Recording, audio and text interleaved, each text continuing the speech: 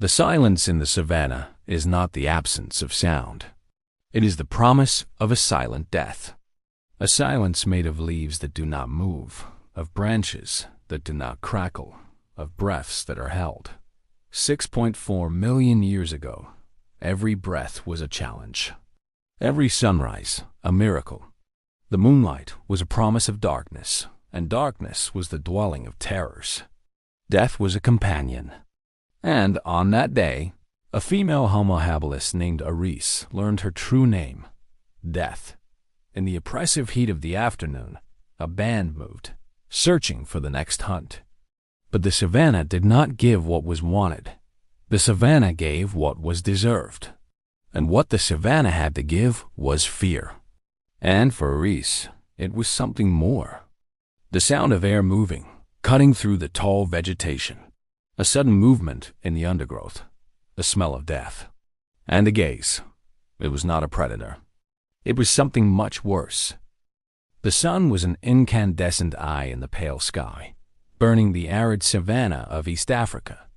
The air, dense and heavy, trembled over the dry grass.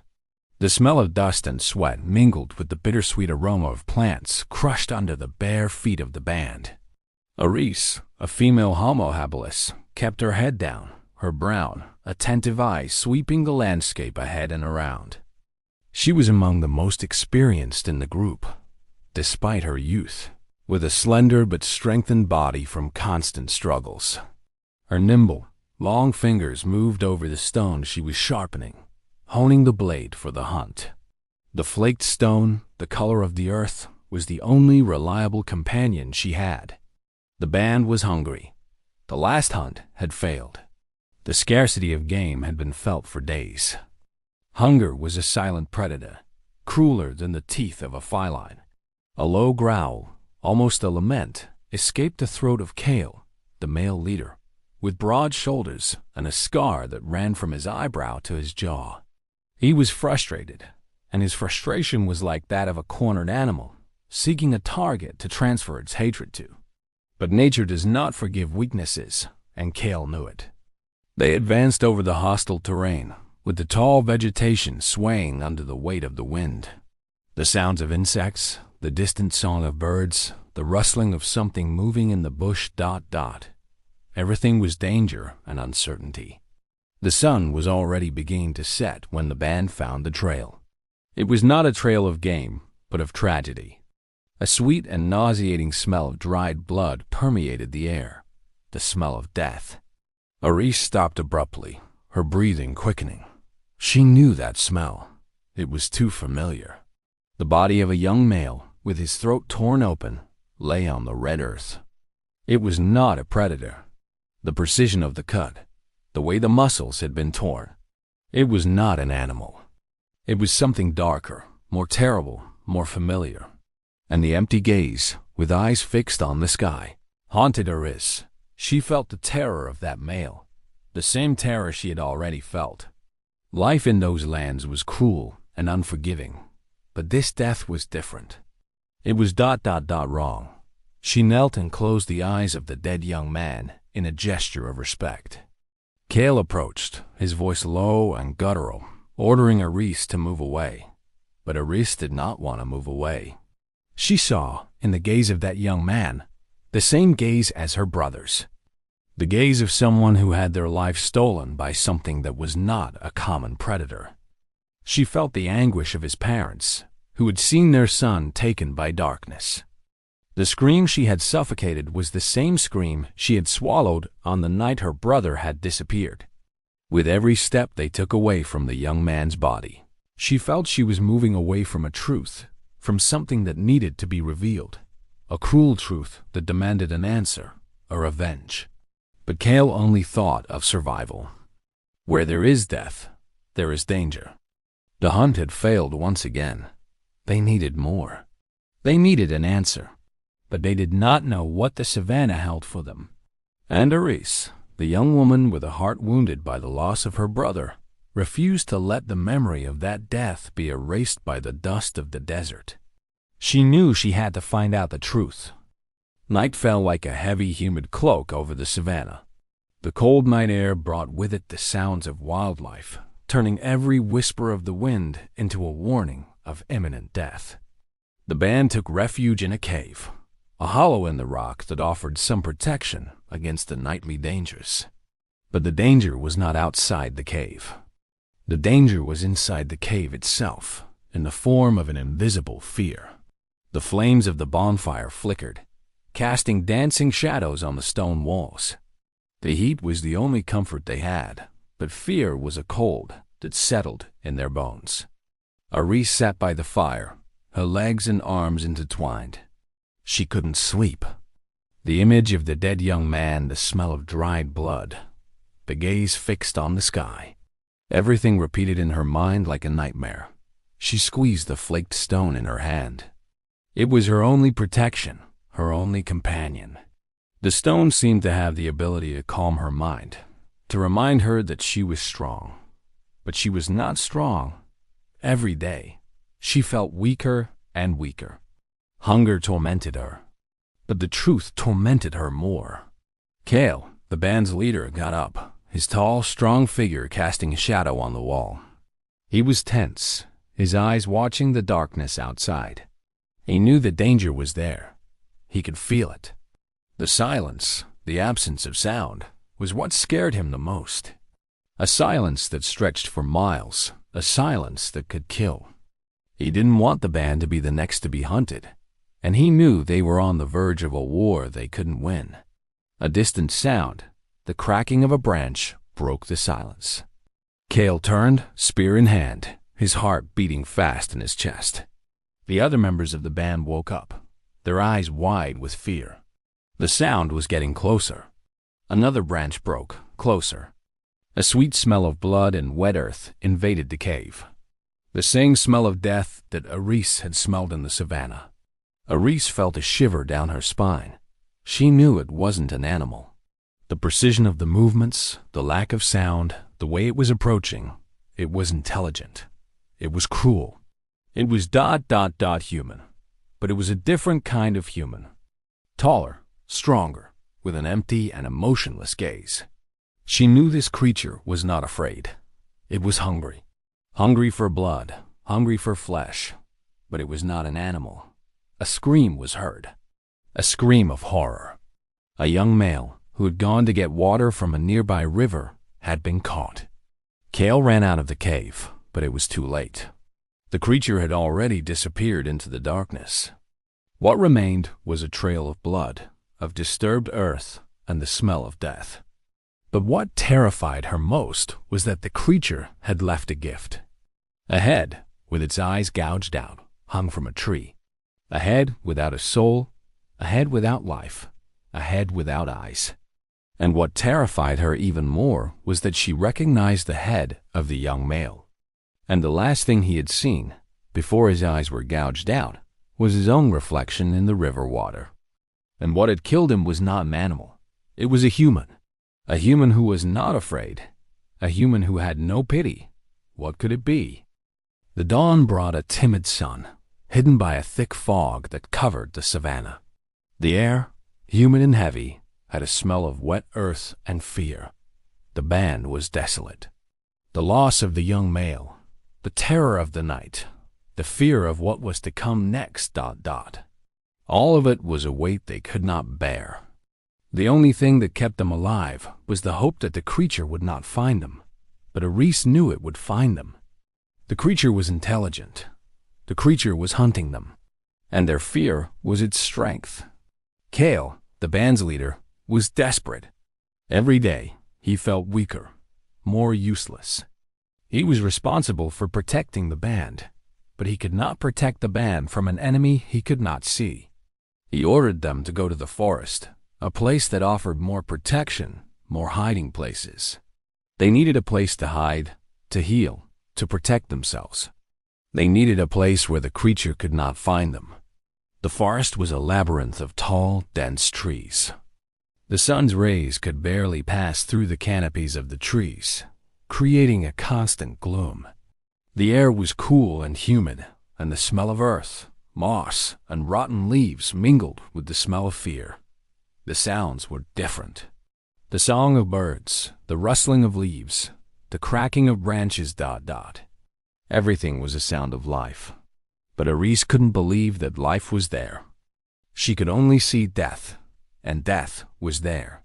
A trail of dried blood, a large, deep footprint in the wet earth, a sweet smell of blood and death. The creature was there, and it was waiting for them. They were trapped in a labyrinth of trees and death. They could not go back to the savannah because the creature was there, and they could not stay in the forest because the creature was there. A scream of panic was heard. The creature attacked a young male, dragging him into the darkness of the forest. The band dispersed, terror taking over everyone.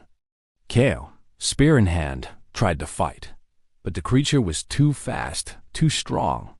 He could not do anything. The scream fell silent, and the sound of cracking branches, of moving leaves, of something moving in the darkness was heard. The creature had disappeared. Aris, in her hiding place, saw everything. She felt the terror of the band, the fear of Kale. She knew they were lost. She knew the creature was hunting them. But she also knew that she could fight. She had the flaked stone, her only companion. She had the broken heart, her only strength. And she had the hope that she could avenge her brother's death. She could not let the creature win. She could not let fear win. She had to fight. And she knew that, to fight, she had to become a hunter, and not prey. The dense, dark forest was a refuge of silence, but for Aris, it was a prison. The band had dispersed. Fear had separated them. She was alone, her heart beating fast in her chest, the sound of her own breathing the only companion she had. The smell of earth and moss was now a smell of loneliness, a smell of abandonment. She knew the creature was there, waiting for her. But she wasn't afraid. Fear had been replaced by a cold and calculating fury. She refused to be a victim. She refused to be the next to die. Aris followed the trail of blood, the trail of death the creature had left. With every step, she felt the anguish of her companions, the fear of Kale, the terror of her brother. With every step, she felt stronger. She felt more determined. She felt more human. And she knew that, to fight the creature, she had to use her humanity. She had to use her intelligence, her cunning. She had to use her heart. The trail led her to a stream where the blood mixed with the water, tinging it a reddish color. Aris stopped, her eyes sweeping the riverbank. The creature was not there. But the creature had left something. A piece of skin with thick, dark hair hung from a branch. Aris picked up the piece of skin. Feeling the rough texture and the moisture, she realized it wasn't an animal. It was something different, something she had never seen before. And she knew it couldn't be human.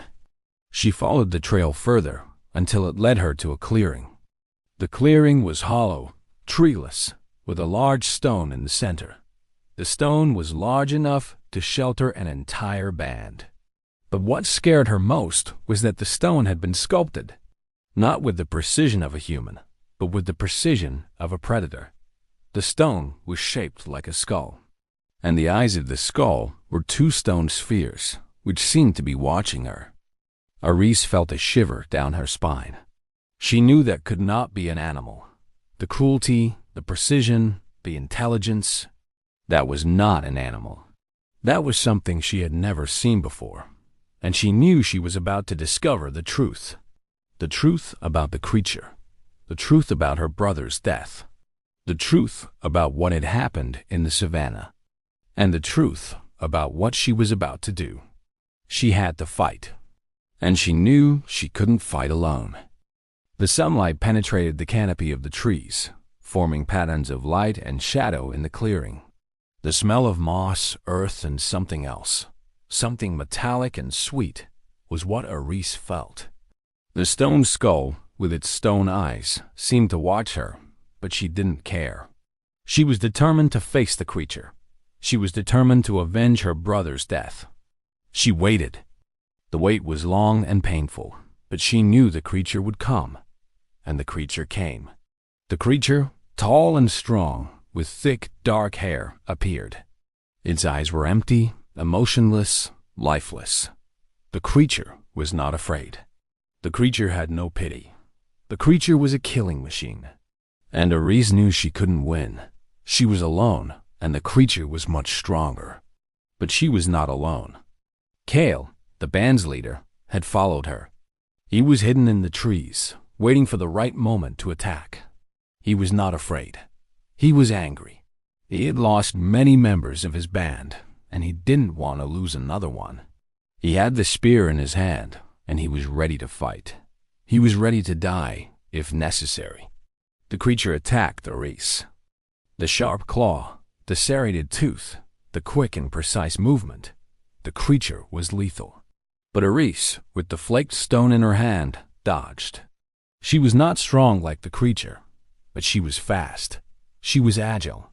She was intelligent. And she knew how to use her weapons. The flaked stone, sharp as a razor, went straight for the creature's neck. The creature roared, the pain making it writhe. But it was not dead. It was just wounded. And a wounded creature is even more dangerous. The creature attacked Kale, the anger making it move even faster. Kale, spear in hand, tried to fight, but the creature was much stronger. The spear broke in two. Kale was defenseless. The creature, with its hand on his neck, lifted him into the air. It threw him against the stone wall, crushing him against the rock. Kale let out a moan of pain, his body falling to the ground, lifeless. Aris, with the flaked stone in her hand, threw herself against the creature. The creature, with anger in its eyes, attacked her. Aris, with the speed and agility of a lioness, dodged. The creature, with the fury of a bull, attacked her again. Aris, with the intelligence of a huntress, dodged again. She knew she couldn't fight, but she could escape. She could use her intelligence to save herself. And she knew that, to save herself, she had to destroy. Aris, with the flaked stone in her hand, ran into the forest, the creature chasing her. The sound of cracking branches, the sound of moving leaves, the sound of the smell of death. Everything was chasing her. She knew she couldn't win, but she didn't care. She just wanted to run. She just wanted to live. She ran, jumping over logs, dodging branches, until she reached an abyss. The abyss was deep, dark, and death was there. The creature, with anger in its eyes, stopped at the edge of the abyss. It couldn't jump. It couldn't fly. It could only wait. Aris, with the flaked stone in her hand, turned to the creature. She knew she couldn't win, but she also knew she couldn't die. She had to fight. She had to avenge her brother's death. The creature advanced, its claw extended, its serrated tooth, the fury in its eyes. Aris, with the flaked stone in her hand, threw it. The stone, sharp as a razor, went straight for the creature's eyes. The creature roared, the pain making it writhe. But it was not dead. It was just blind. And the blind creature is even more dangerous. The creature advanced again, with the fury of a bull, the anger in its eyes. Aris, with her heart beating fast in her chest, threw herself against the creature. She was not strong, but she was agile. She was not big, but she was intelligent. She used the creature's own strength against it. The creature, with anger in its eyes, followed her to the edge of the abyss, but it couldn't stop. It fell into the abyss, the sound of its body hitting the rock getting lost in the darkness. Aris, with her heart beating fast in her chest, lay on the ground. She was wounded, but she was alive. The sun, the same sun that had been hidden for so long, finally showed itself, bathing the savannah in light. The sunlight, the smell of earth, the sound of life. Everything was real. Death was gone. She had won. She had avenged her brother's death. But what she felt was not relief. It was an emptiness. The empty gaze of Kale, the empty gaze of her brother. the empty gaze of the dead young man. Everything repeated in her mind. What she had seen in the cave, in the forest, in the clearing, everything was real.